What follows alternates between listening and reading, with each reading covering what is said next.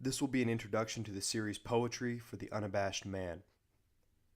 As a young man exploring the world, I have come to the realization that the virtues that are so often attributed to manliness have dropped altogether from public discourse.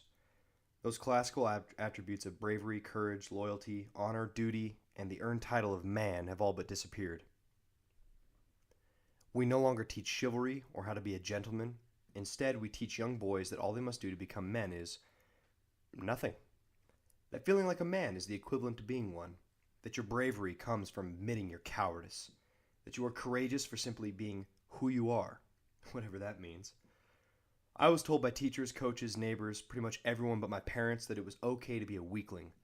It was fine if I wanted to cry over nothing or to quit a task I had assigned myself. I was told that I deserved a trophy for losing and that I deserved to feel good about being bad. That attitude has managed to pervert almost everything I have ever held dear, from childhood until now. Sports, the Scouts, philosophy, discussion, the truth for hell's sake. Since I was young, I enjoyed searching for truth in literature, comparing what I learned and read to what I knew, and challenging myself to find the truth. Now I'm told by sycophants that the truth is subjective, which is a fallacy in and of itself.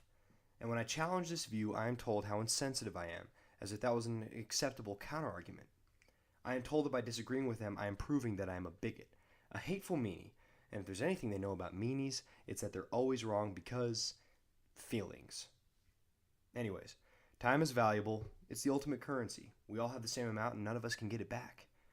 I adore poetry, and yet have been unable to find something on YouTube that would give me what I desire. That time back. Something to listen to in the car that isn't a whiny cuck with a hunk of steel in his nose telling me that just because he isn't manly doesn't mean he isn't a man, in some hilariously unmoving form called slam poetry. I am here to give you some of the most beautiful and inspiring poems I have come across.